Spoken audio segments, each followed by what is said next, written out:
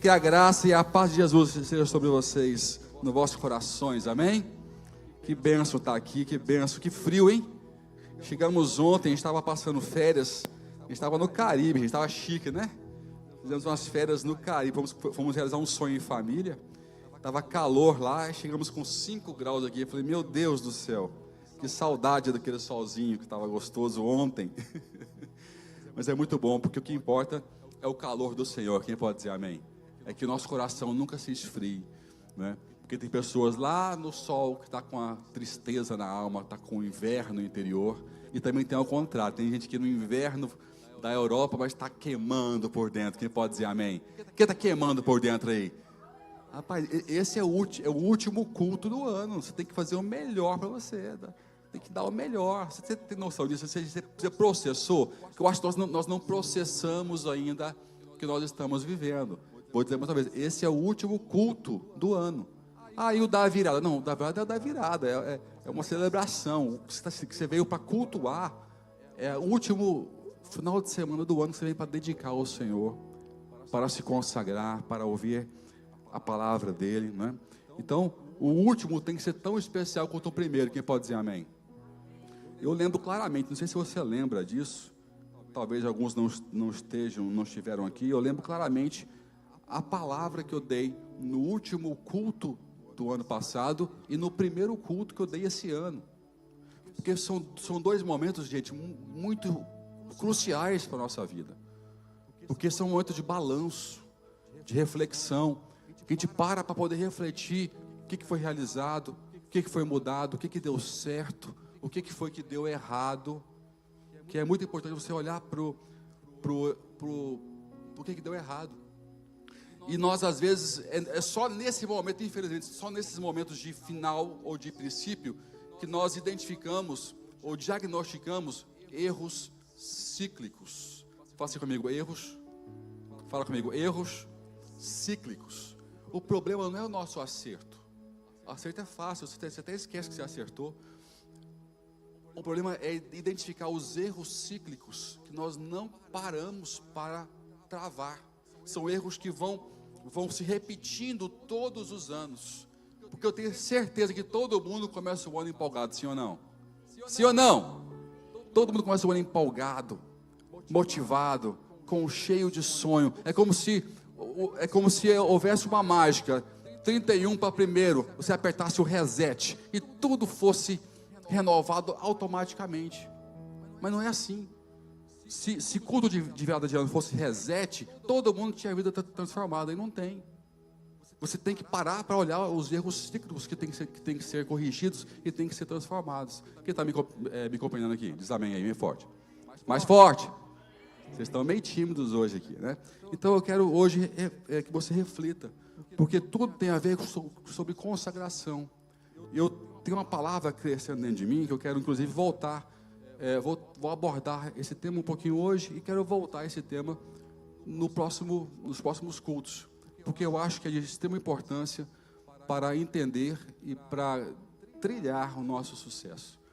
Porque às vezes a gente começa bem, a gente coloca nosso carrinho no trilho e começa bem. Aí de repente, por alguma razão, esse caminho ele sai do trilho, a gente acha um caminho alternativo, porque acha que é melhor. E quando a gente identifica o problema, já é tarde demais. Ou é difícil você sair desse trilho para ir para o outro. Então a gente tem que saber identificar isso. E eu lembro que ano passado, em um dos cultos que eu falei sobre o segredo de chegar nesse culto de hoje. Porque tudo é sobre você chegar um dia e falar assim, opa, consegui, olhei para trás e deu certo.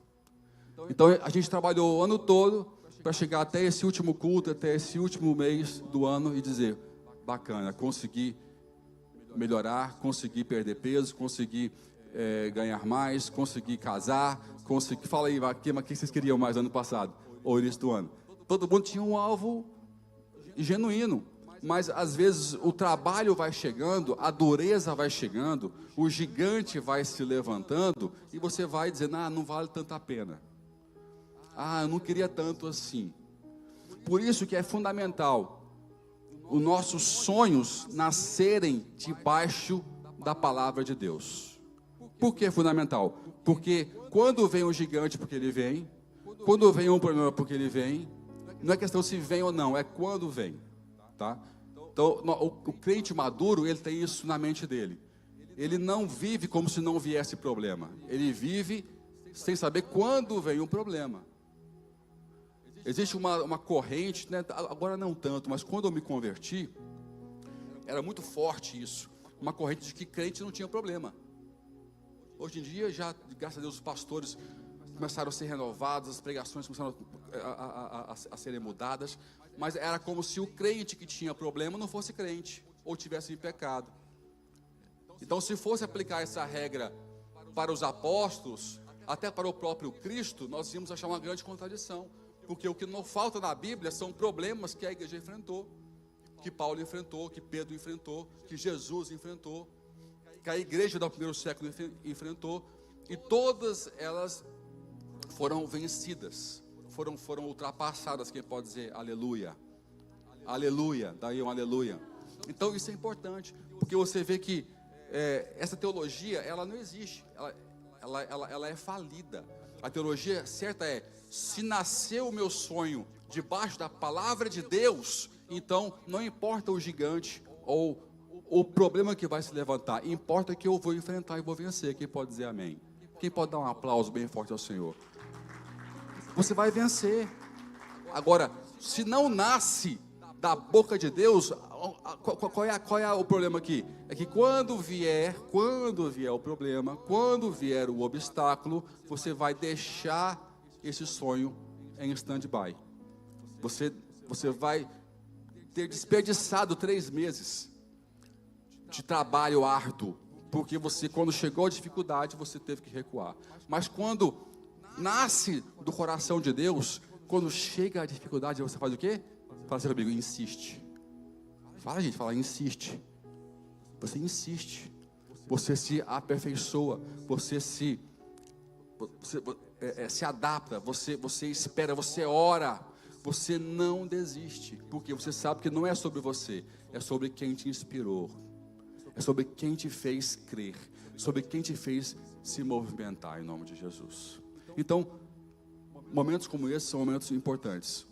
São momentos de revelação, momentos de luz, para entender o que é preciso identificar, o que é preciso mudar, o que é preciso continuar fazendo.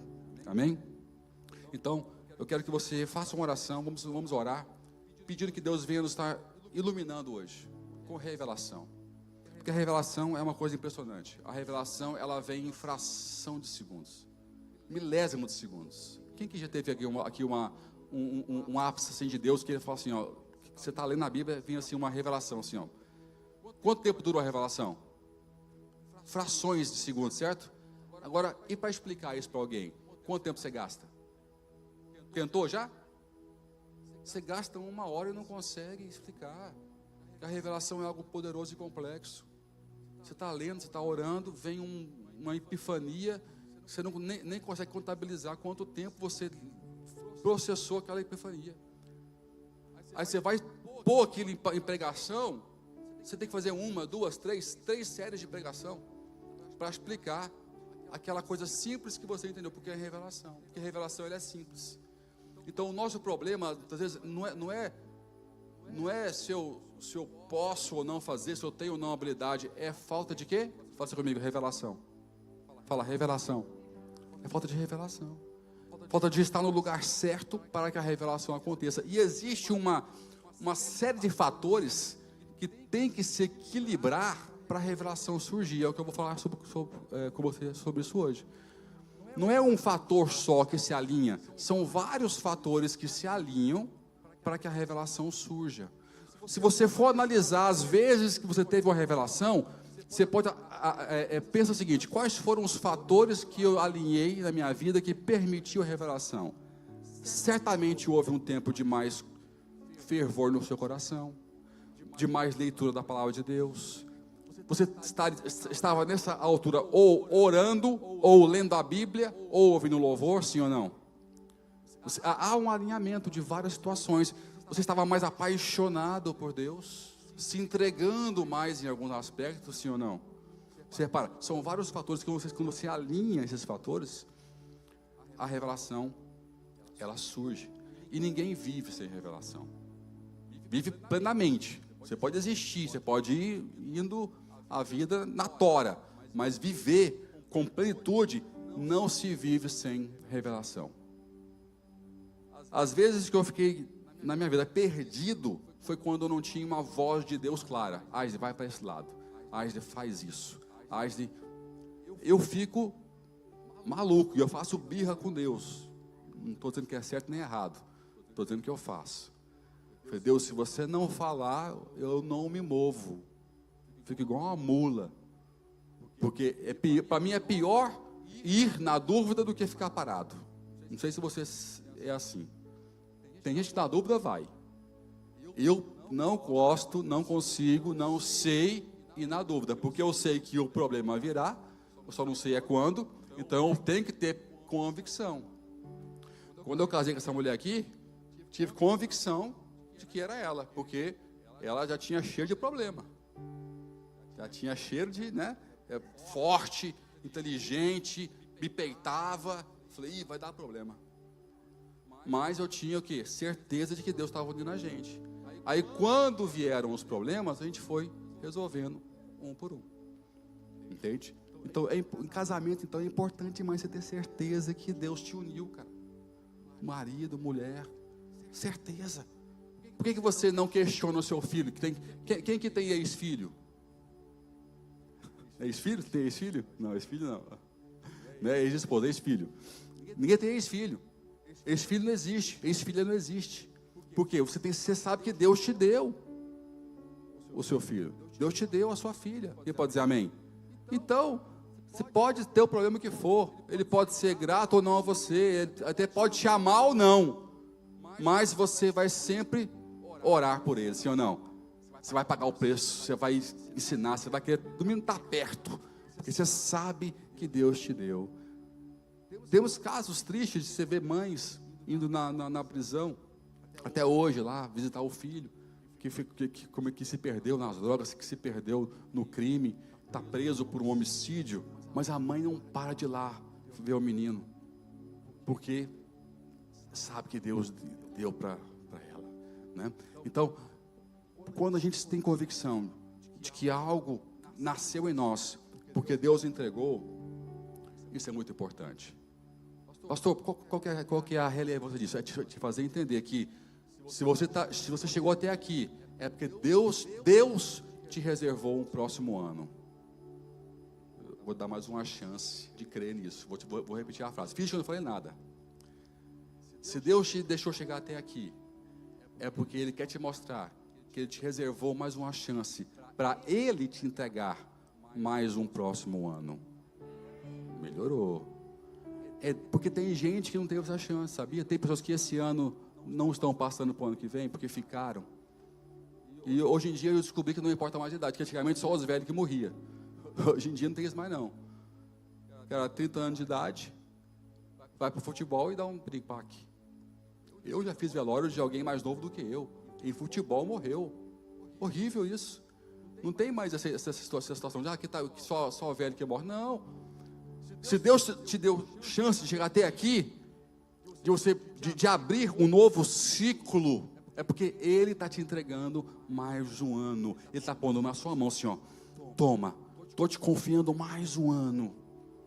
Eu que estou te entregando. Se você encarar esse ano que está chegando como um ano que Deus está colocando na sua mão, para você poder, é uma massa, é uma argila virgem, que você vai poder moldar segundo a criatividade e ideias que Ele próprio vai pôr no seu coração. Se você encarar assim o próximo ano que está chegando, você vai ver que vai ser um ano maravilhoso, um ano cheio de bênçãos, um ano cheio de vitória, um ano que os seus resultados vão glorificar o nome do Senhor. Amém?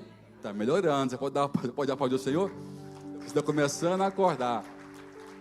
Por quê? Porque Deus está entregando para você. Você não está solto ao acaso, meu irmão. Você não é um acidente cósmico. Quero ouvir um amém? Você não é um acidente cósmico.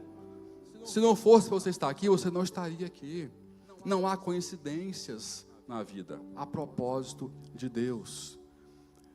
Eu costumo sempre fazer a seguinte analogia.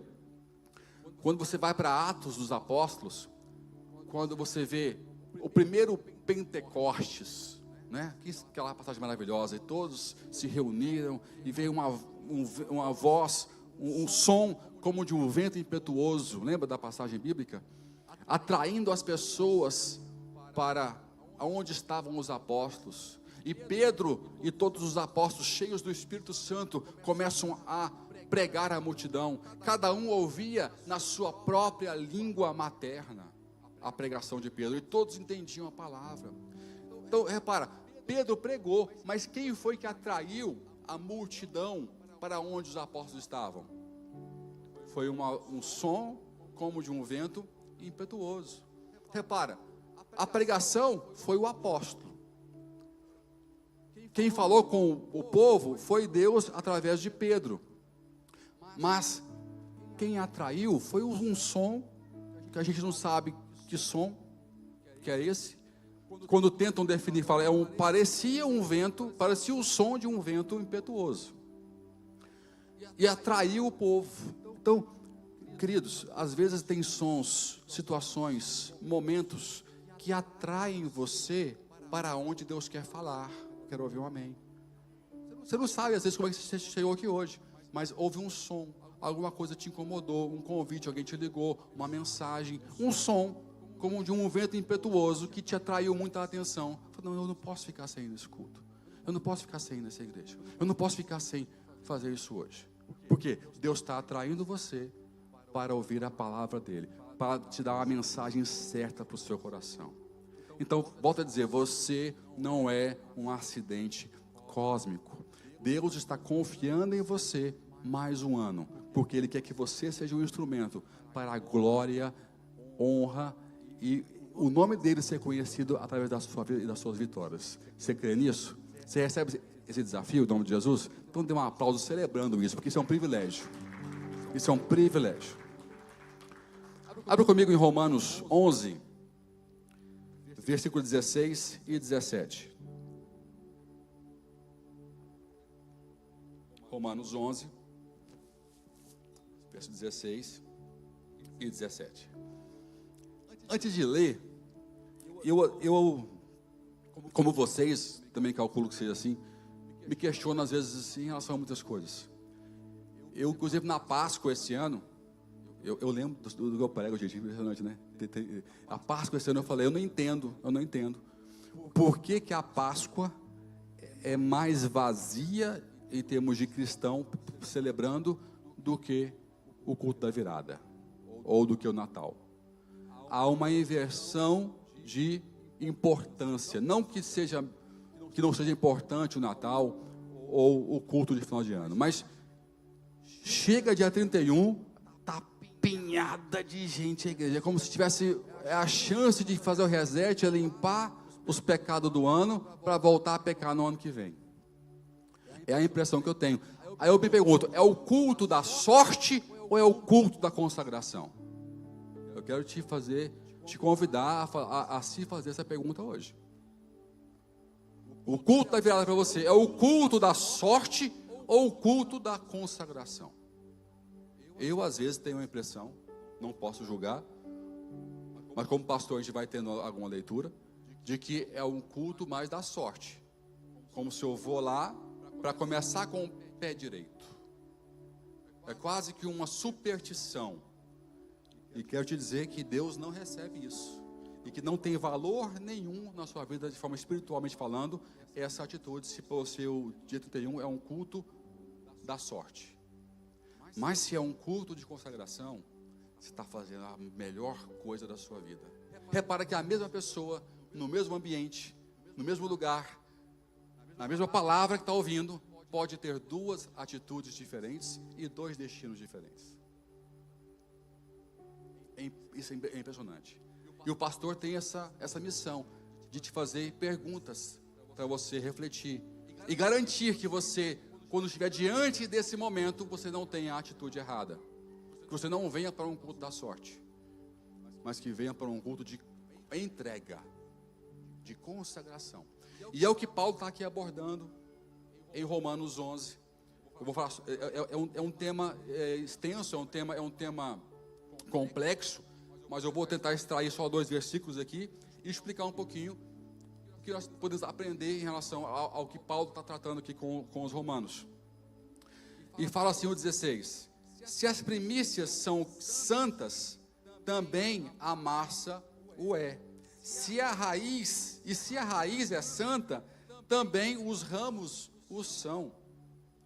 E se alguns dos ramos foram quebrados, e tu, sendo zambujeiro, foste enxertado no lugar deles, e feito participante da raiz e da seiva da oliveira. Vamos reler, vamos repetir? Se as primícias são santas, o que é isso? As primeiras coisas. Eu consagro a massa, né? Os grãos, as finanças, a vida, o coração. Se as primícias são apresentadas, se elas são santas, toda a massa o é. Todo o resto que ficou, quando você vem trazer os dízimos e ofertas, você faz o quê? Você traz as suas primícias.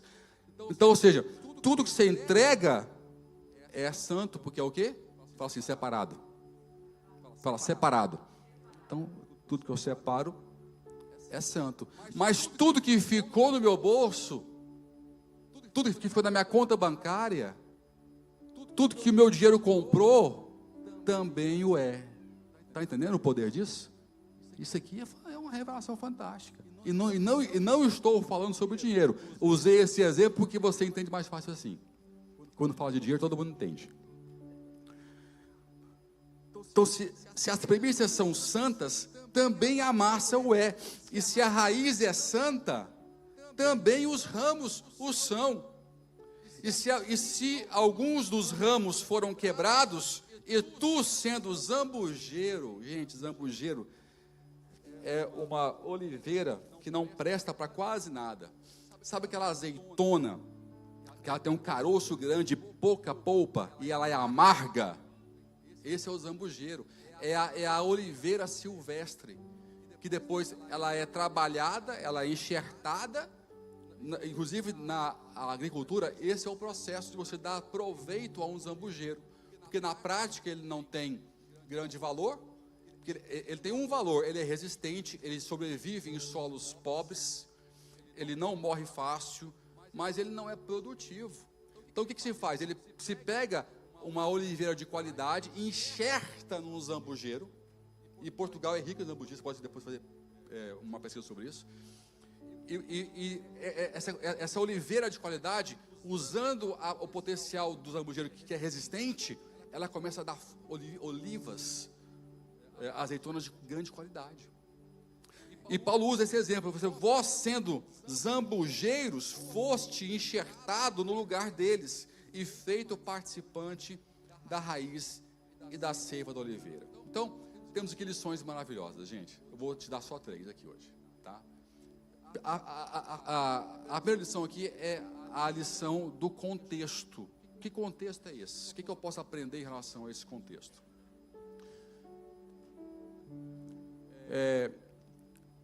Paulo está tendo um problema aqui, que é o problema que causa, que tem todo cristão que cresce, que é a arrogância e soberba. Infelizmente, nunca vi um povo tão fácil de ficar soberbo e arrogante, que é o povo crente. A igreja de Roma, que ele está vivendo uma carta aos romanos, os crentes de Roma, de várias nações que viviam em Roma, gregos, israelitas, judeus, turcos, asiáticos e italianos, romanos, começaram a se envaidecer, porque eles disseram: não, nós somos escolhidos, Deus rejeitou Israel, nós somos agora o povo escolhido. E Paulo está com um problema de vaidade da igreja, e ele quer entregar várias revelações, mas antes de entregar essa revelação, ele tem que tratar a vaidade da igreja. E como é irritante para um pastor ou para um pregador ter que tratar assuntos profundos, mas ter que dar uma volta por campos que não deviam ter que ser abordados no altar. Mas que se não forem abordados no altar, quando você entregar o assunto profundo, vai ser desperdiçado. Então ele aborda o assunto da vaidade, o assunto da soberba, o assunto do orgulho, das comparações. E ele vai forte, ele fala no texto, depois você confira e leia. Ele fala, se o tropeço de Israel te deu tamanha graça, imagine então a sua plenitude e a sua glória. Tipo assim, fica humilde. Você está criticando quem tropeçou, porque eles não creram em Jesus, eles não receberam Cristo. E isso, poxa, eles caíram, eles estão derrotados. E começaram a se comparar. Gente, a comparação é horrível. A comparação, desde quando o mundo é mundo, tem sido razão para desgraças e problemas crônicos e críticos. Comparação. A igreja que, em vez de se comparar com o que é maior, com o que é melhor, que é o que é santo, que é o que é digno, que é o que é celestial, ela se compara com quem errou para se sentir melhor. Quem faz isso são os medíocres e os fracos. Vou repetir. Quem se compara com o pior para se sentir melhor, tem uma veia de mediocridade e de fraqueza em seu caráter. Se compare com o forte, eu quero ouvir um amém. Se compare com o nobre, se compare com o santo, e se sinta menos santo. Se compare com o forte e se sinta fraco, porque isso vai te fazer sempre buscar mais santidade e mais fortaleza. Eu quero um aplauso bem forte ao Senhor. Seja o seu vigilante próprio, não se deixe cair na armadilha da conquista e do sucesso. E Paulo trata isso aqui. E aqui fica uma lição importante, porque se nós estamos crendo que Deus está nos dando um ano maravilhoso, reservou para nós um ano poderoso para crescimento, então eu tenho que treinar o meu coração agora, para quando o sucesso chegar, quando chegar a vitória, eu vou estar pronto para ficar humilde e para atribuir toda essa conquista ao Deus poderoso, ao Deus supremo, ao Deus maravilhoso, eterno e imortal, infinito, mas real, né? A Ele entregamos o louvor. Então, esse contexto nos fala sobre isso, fala sobre humildade, pé no chão, não esquecer quem você é, de onde você veio. Segundo ponto, que é aqui abordada por Paulo, é a questão da santidade. Porque a gente fala tanto sobre tanta coisa na igreja, mas nós não abordamos o assunto santidade. Eu não vejo as pessoas vindo aqui para o altar pedir oração para Deus, eu quero ser mais santo. Todo mundo quer prosperidade, quer experiência com Deus, quer ver anjo, quer ser curado, ou quer dons para alguma coisa. Mas eu não me lembro da minha vida de liderança, de pastor, eu quero ser mais santo, me ajude com isso, ore comigo para que eu seja mais santo. É como se a santidade fosse um assunto que não fosse importante, mas o tema central da Bíblia é a santidade. Lembra que eu falei aqui antes, quando você recebe a revelação, que há um conjunto de fatores que se aliam para que ela apareça? Uma delas é a santidade. Quando eu oro mais, quando eu estou mais apaixonado, quando eu estou lendo a Bíblia, quando eu estou ouvindo louvor, eu estou me santificando, eu estou me aproximando de Deus. E esse alinhamento faz com que vozes celestiais, compreensões que eu não tinha antes, comecem a existir. Mas não se existe isso sem santidade. Eu sei que é um assunto que não é tão interessante para a igreja. E eu tenho a fama de não ter grandes públicos por isso. Porque eu toco em temas que não são tão interessantes para a alma. Que alma que quer ser santa? Que alma que tem a vontade de não satisfazer a sua própria vontade? Toda alma quer alimentar a vontade, os prazeres da própria carne. E a santidade muitas vezes é um convite para você não alimentar isso, não viver isso, Mas o reino, a palavra, o evangelho é sobre separação, é sobre negar a si mesmo, é sobre santidade. Um evangelho que esse tema não existe, é um evangelho adulterado, não é o de Cristo. Estão me compreendendo?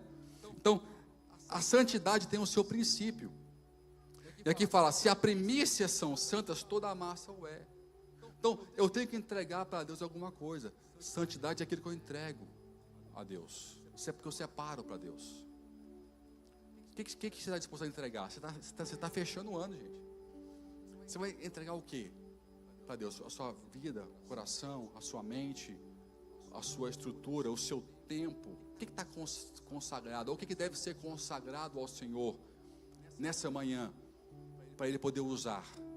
Porque você acha que está dando muito para Deus, mas não. Há um universo que não foi entregue. Você entrega alguma coisa que te custa, mas tem muita coisa por trás que não foi entregue. Ele fala, se você entrega um pouco, a massa toda é santa. Se você entrega uma parte, o todo Ele mesmo consagra.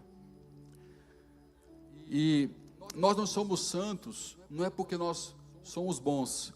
A santidade, grave isso na sua mente. A santidade não tem a ver com a ausência de erros que eu tenho, mas com a proximidade que eu tenho de Deus. Num próximo culto, não esse, eu vou trazer um exemplo sobre santidade e vou usar alguns textos bíblicos quando Deus se manifesta e quando se tenta descrever as vestes de Deus, fala sobre vestes brancas, alvas como a neve, o branco reluzia, ou seja, há um padrão de manifestação de Deus quando ele se manifesta, que mostra a cor das vestes do Senhor. E é comum quando você ouve os relatos que fala que é um branco que ninguém nunca viu na terra. Quando Zacarias fala sobre o Messias, ele fala sobre o sabão de lavandeiro. Quem já ouviu isso? Que o seu ministério seria como sabão de lavandeiro, que ele deixaria as vestes muito brancas, que é o que Jesus faz na cruz. A cruz é o sabão de lavandeiro. A cruz é o sangue dele que nos limpa de todo o pecado, nos dando uma veste espiritual de santidade alva como a neve, não como a de Deus, mas muito próxima daquilo que Deus quer nos oferecer. Então, a santidade tem a ver com a minha proximidade, e a cor branca é uma cor refletora. Quanto mais luz se incide para o branco, mais ele reflete e dá um tom de mais branco ainda. Então você tem que entender o seguinte, que se você não estiver próximo de Deus, você não vai ser santo, não vai ter santidade, porque não tem a ver não é sobre ser perfeito, é sobre estar próximo. Fala para o teu irmão aí, não é sobre ser perfeito, é sobre estar mais próximo. Fala, é sobre estar mais perto. Pergunta-chave: quão disposto você está, esse próximo ano que está entrando, a estar mais perto do que estava esse ano? Porque esse é o segredo. Não é sobre ser perfeito, é sobre estar um pouquinho mais perto. O que você pode fazer para estar um pouquinho mais perto? Ai, pastor, eu sei tão longe de Deus. O que você pode fazer para estar um pouquinho mais perto? A pergunta é essa. Essa é a pergunta-chave que pode mudar a sua vida. E é um fator do tripé do alinhamento, que vai trazer revelações para a sua vida.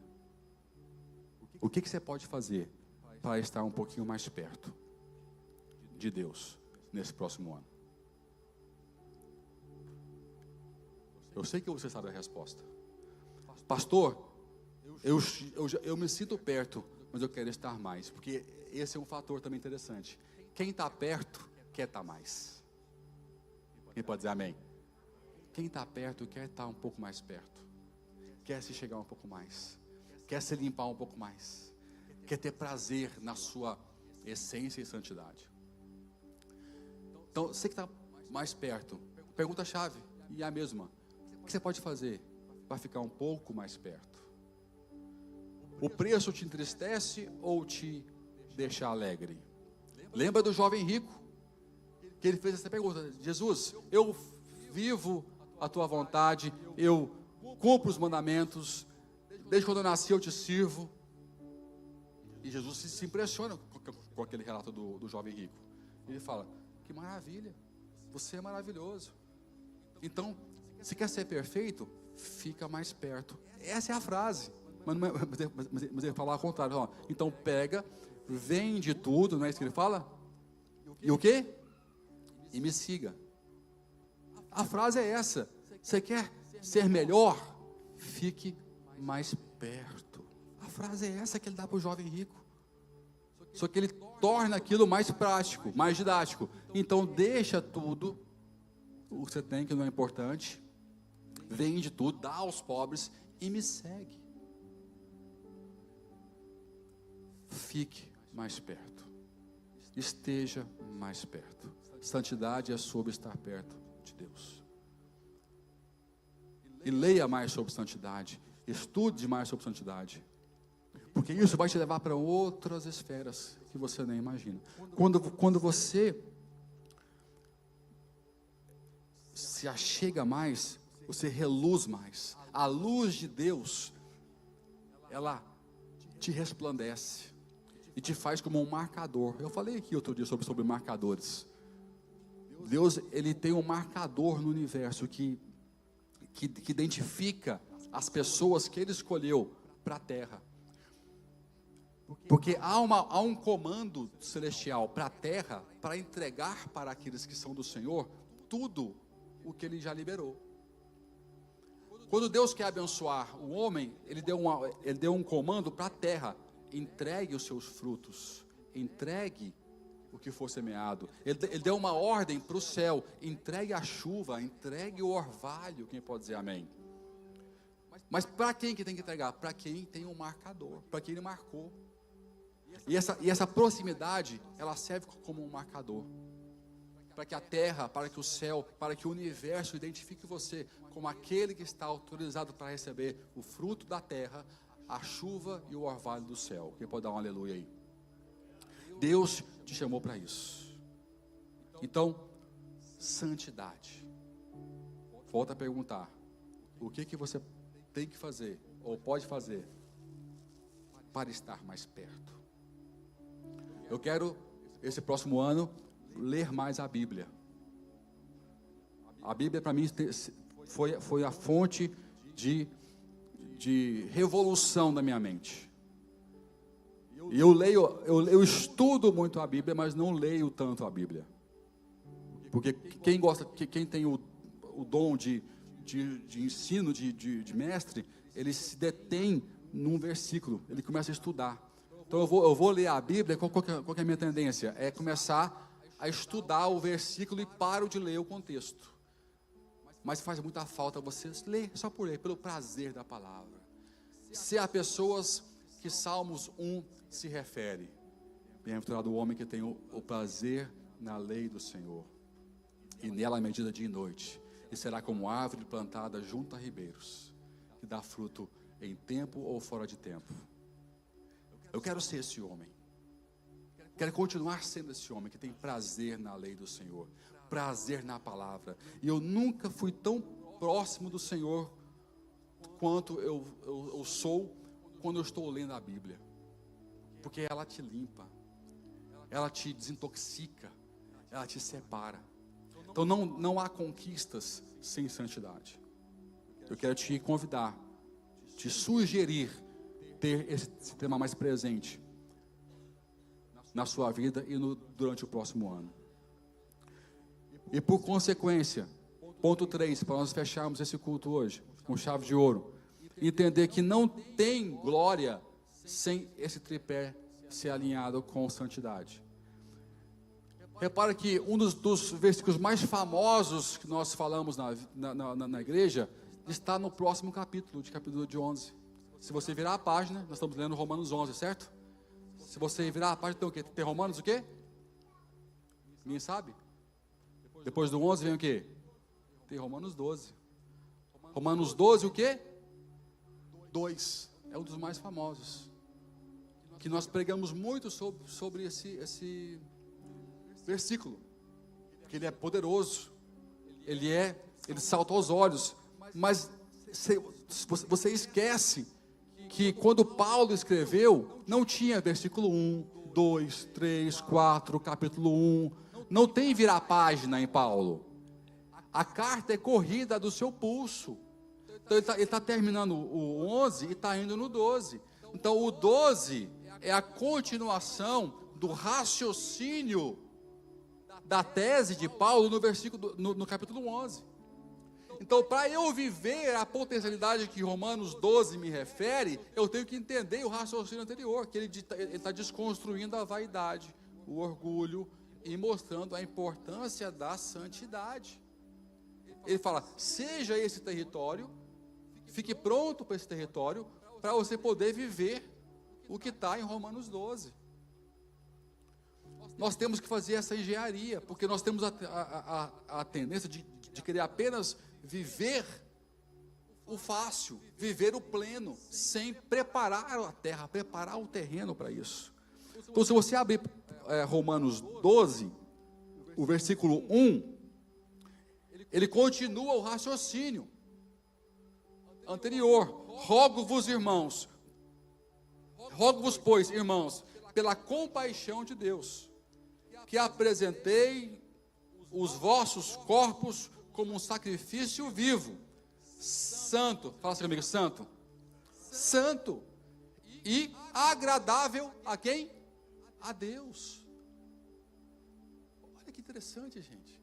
Apresenteis os vossos corpos como um sacrifício vivo, santo e agradável a Deus, que é o vosso culto racional.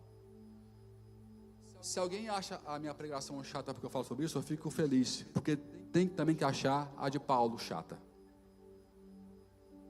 Porque está dizendo aqui, ó, ele está pregando o que eu estou pregando.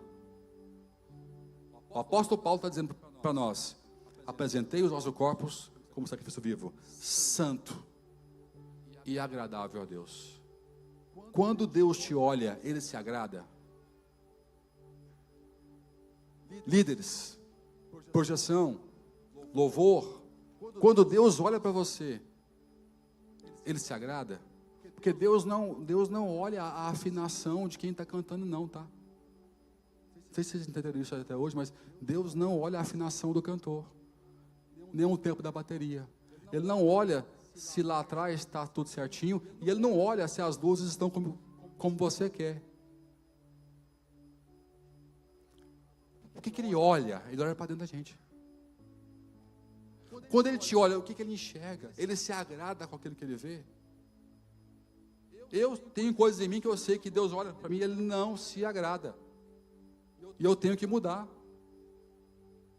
E Paulo fala assim, apresentei os vossos corpos como um sacrifício vivo, santo e agradável a Deus. Ou seja, se consagre e tenha frutos, tenha um comportamento que agrade ao Senhor, que é o vosso culto racional. Nós somos um povo de aparência. Fala assim, misericórdia. Eu não quero bater, eu tento não bater, mas são situações que nós temos que falar. Nós tratamos muito da aparência,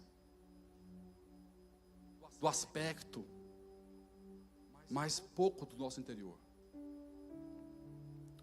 E só depois de tudo isso falado, é que chega o 2, que é, e não vos conformeis com este mundo, mas transformai-vos pela renovação da vossa mente, para que experimenteis qual seja a boa, agradável e perfeita vontade de Deus. Essa parte todo mundo conhece e se arrepia. Mas para chegar até aqui, Paulo escreveu 11 capítulos antes. Entenda isso. Para chegar até aqui, Paulo escreveu 11 capítulos antes. que nós pomos como capítulo, mas são folhas, letras, que não estavam segmentadas como capítulos. Nós não podemos ser irresponsáveis de ler um Romanos 12, 2, como se não existisse 11 capítulos atrás, onde o foco é: apresentai os vossos corpos como sacrifício vivo, santos e agradáveis a Deus.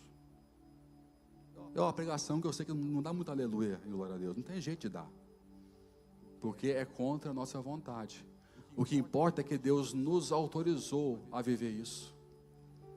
Nós já não somos mais escravos do pecado, apesar de ele estar presente em nossa vida, mas ele não manda mais em nós, porque aquele que não tem Cristo, esse sim é escravo do pecado, não tem escolha, tem que pecar. Vou repetir: quem não tem Cristo e vive no pecado, não tem escolha, porque o pecado logo é o seu senhor, ele tem que pecar.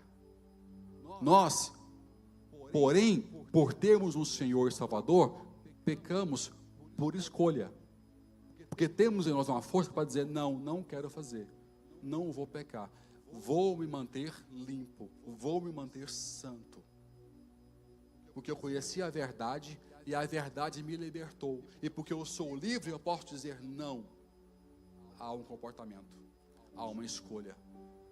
Fator esse que não tem quem é escravo do pecado. Ele não pode dizer que não, ele tem que servir ao Deus dele, que é o pecado, ao Senhor dele, que é o pecado. Então, a promessa existe, mas ela vem de o quê? Fala assim: alinhamento. Fala, alinhamento. Alinhamento da minha consciência de quem eu sou, do estado que eu vivo de santidade e da minha entrega de consagração. Entrega.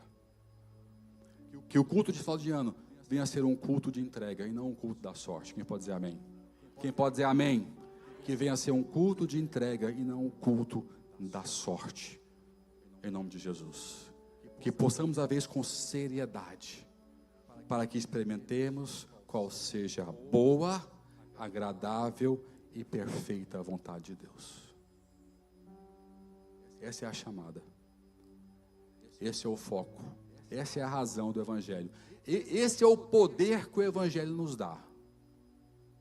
O resto é consequência. Tudo que você busca como prosperidade, ele nasce na consequência da sua santidade. Se você inverter a busca, você encontra a prosperidade. Se você buscar ser próspero, se você buscar o altar para ser próspero, você não vai ter nenhuma coisa nem outra. Você nem vai ter a conquista e nem vai ter a santidade. Mas se você busca o altar para a santidade, você vai ter a santidade e a prosperidade. Porque uma coisa te alinha com a outra e o universo tem que entregar o que Deus já mandou entregar para aqueles que Ele escolheu e que Ele santificou e que Ele separou. O porquê de nós não vibrarmos tanto com isso é porque não é tão legal renunciar, não é tão legal nos quebrar, mas não tem outro caminho. E se alguém te mostra outro caminho, ou te mostra outro evangelho, como diz a Bíblia, seja este anátema. Quem aqui já leu isso? Se alguém te apresentar um outro evangelho que não seja esse anátema, ou seja esse maldição, porque esse evangelho não existe, não é do Senhor. Então, não vos conformeis, é a última palavra-chave de alinhamento que Paulo entrega. Não aceite ter a forma, o jeito, o cheiro, as manias deste mundo. Não vos conformeis.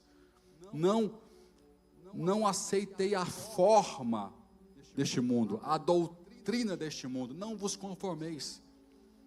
Seja de tal forma indignado, reagente a isso, que você não vai se aceitar andar como o mundo anda, fazer o que o mundo faz, desejar o que o mundo deseja.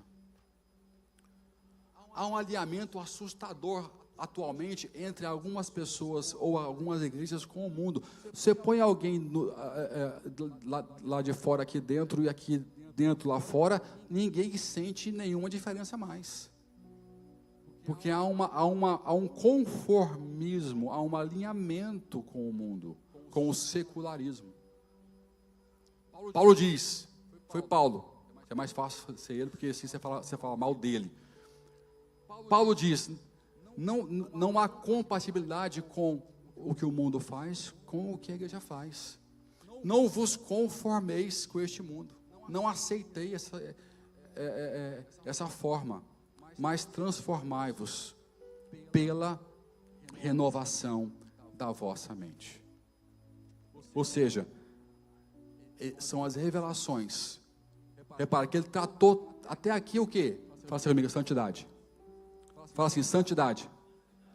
Até aqui ele tratou santidade. Até aqui, Paulo pegou a enxada, ele preparou a terra, ele lavrou a terra, ele abriu as pequenas valas para a semeadura de quê? Da revelação. Ou seja, como é que eu vou ter renovação da mente se eu não me santifiquei, se eu não me preparei, se eu não arei a terra, se eu não preparei o ambiente, a pessoa, o ser? Porque a chave está naquilo que eu entendo, de novo, do Senhor. Mas para eu entender, eu tenho que ser santo, eu tenho que mudar. Quando eu sou santo, quando eu tenho revelação, aí sim, a explosão aparece de crescimento. Aí eu experimento a boa, agradável e a perfeita vontade de Deus. Santidade, revelação, consequência. Santidade, revelação, consequências.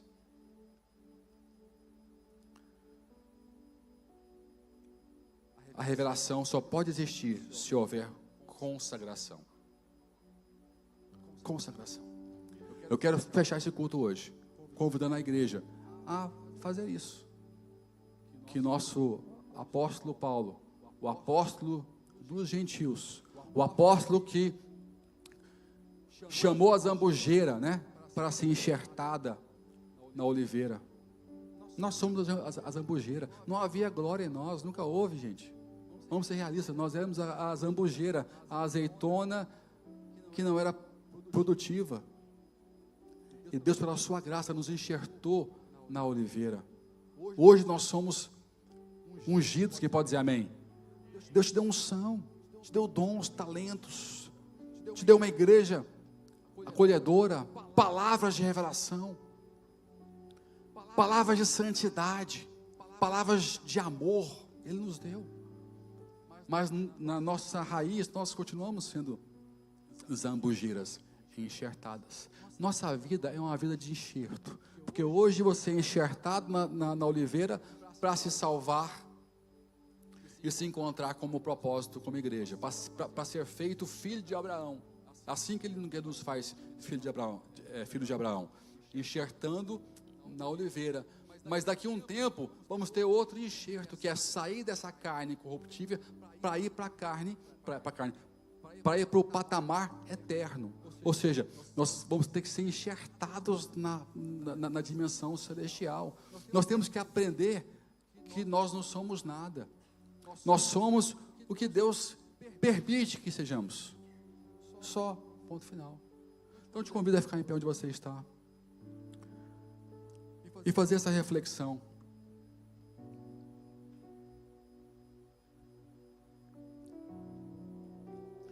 Entenda que a Bíblia não é um livro que você seleciona os melhores versículos para ler de vez em quando. Tá? Olha para cá, te falo isso com carinho. Não trate a Bíblia como um livro que você destaca os melhores versículos que você gosta para ler de vez em quando. Isso é horóscopo. Trate a Bíblia como um guia de santidade. um guia de amor, algo que te aproxima de Deus.